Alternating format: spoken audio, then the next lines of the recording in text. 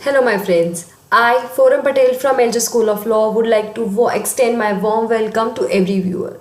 Now, friends, in this fifth session of the copyright laws of the intellectual property rights, I would like to talk about the ownership of the rights. In the previous sessions, we talked about the history of the copyright concept, the meaning, of course, who is the author, what are their rights that are economic and moral in nature, the section 57 of the act, along with that all the other aspects of the copyright. Now when we are talking about the ownership of the copyright, we need to know that who will be considered as an owner when we are talking about the originality. So as you can see on the screen, my friends, I have given the whole chart explaining ownership of the rights. Okay, so the first is that for the literary, author would be the owner. For dramas, the dramatist would become the owner. Now for the music, the composer of that music would become the owner. For the artistic work, the artist, that is the painter or sculptor, or you can call as an architect, that would be considered as an owner. When we are talking about the photographs, my friends, the photographer would become the owner of that work. The next is author of the computer programs. So the person who causes the work to be created would become the owner of the rights. In the cinematography films, the producer, and in the sound recordings, the producer of that sound recording would become the owner of the Copyright Act. So friends, this means that the concept of the rights has to be extended according to the original creator, or rather the author, when we are talking about the laws. But when we are talking about the exceptions for being an author, what they might be, my friends. In the course of the employment, the employer would be the copyright owner, of course. Employment by the newspapers, magazines, employer has publishing rights, other rights will be there available with the author. Photographs, painting, cinematography, for value consideration, person who pays the money for the same thing would have the rights as an owner. The person who is delivering the lecture in public, that person would be known as the author. Then governmental work, of course the government would be the author. Public undertaking work, public undertaking segment, work of the international organization, that same organization would be there.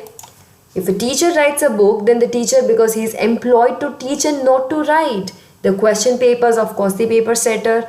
Encyclopedia, dictionary, editor for the collections, and music under the contract by film producer, the film producer would become the rightful owner under the copyright laws, my friends.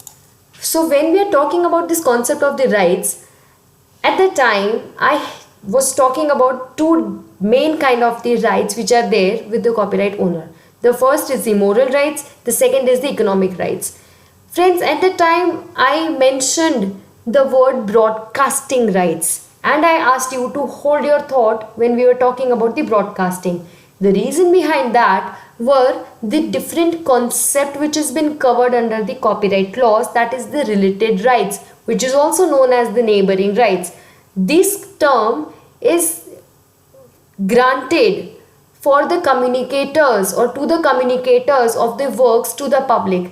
That means they are not the original creator, they may not be, but still the neighboring or related rights will be granted under the copyright law to those people, to those class, for doing certain particular act or for having to perform or broadcast or any such communication to the public at large. These rights, other than moral and economic, they are known as the related rights or the neighboring rights. In the copyright law, the related rights, or rather neighboring rights, are the rights of creative work not connected with the work's actual author. It is used in opposition to the term author's right. Both the author's rights and related rights are copyrights in the sense of the laws. These related rights, which are also referred as the neighboring rights, they protect the legal interest of certain persons or legal entities that gives the contribution in the making of that particular work available to the public, or that produces the subject matter which, while not qualifying as work under the copyright system of the country, That is what you call the related right or the neighboring right concept, my friends. The law of the related rights deems that the production of the result from the activities of such person and entities merits the legal protection as they are related to the protection of the works of authorship under the copyright concept. Traditionally speaking, my friends, related rights have been granted to three different kind of the categories. Beneficiaries, they are also known as the beneficiaries. Performers, producers of the sound recording and broadcasting agencies. Why are they protected under the copyright concept? Before moving ahead and learning these rights in detail, I think so we need to answer this question. The right of the performers are recognized because their creative intervention is very necessary to give life to, for example, if you have come across the motion pictures or musical, dramatic or choreographical works, because they have a justifiable interest in the legal protection of their individual interpretations. The right of the producers of the sound recordings are recognized because their creative, financial and organizational sources which becomes very necessary to make the same work in actual format, and because their legitimate interest, of course. So to protect even their interest by making the distribution or even protecting the same from the unauthorized copies, that is piracy, or the unauthorized broadcasting or communication to the public, it becomes very important to even protect their rights. That is the main reason the concept of the related rights or the neighboring rights have been provided under the copyright laws. Now, let's get started with the understanding of all these related rights in a little bit detailed manner. So friends, when we are talking about the performer's rights, as per the Indian Copyright Act, a performer includes an actor, singer, musician, dancer, then juggler, conjunctural snake charmer, a person delivering a lecture, or any other person who makes a performance, recording, broadcasting and communicating it to the public of a live performances. Presumptions of transfer of performer's right to cinematography film producers and performers' rights subsist for the 25 years. These are the brief introduction about what is performer's right, who all are covered as a performer under the copyright law, and what is the term which has to be granted to the performers when we are talking about the copyright laws, my friends. Now next is the rights of the broadcasting organizations. Broadcasting reproduction rights are available to the broadcasting organizations. The duration is of course same as the previous one, that is 25 years, and rebroadcasting, re-recording and communication it to the public of a broadcast is covered under the broadcasting organization. Before we understand these rights, we need to answer what do you mean by broadcast. So broadcast means communication to the public by any means of wireless diffusions, whether in any of the more forms, which is signs, sounds or visual images, or even by the wire.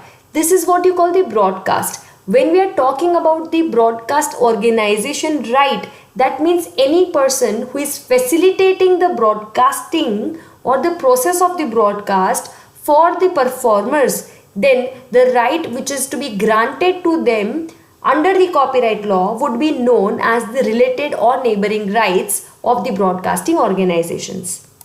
So when we are talking about the broadcasting rights, what would be the rights that would be available to them?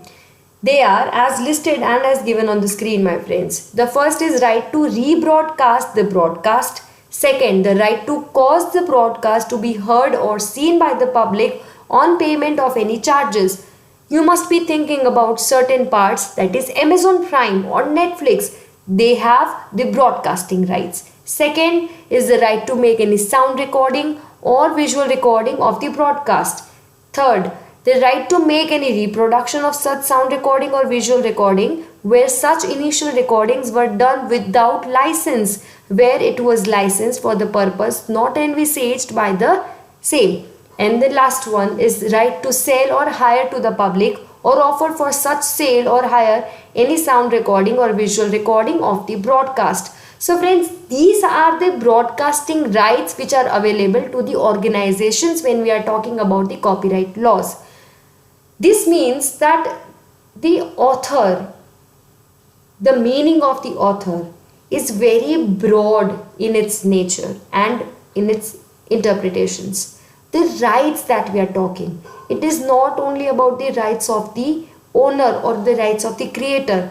The person needs to have that thought or creativity in their own mind.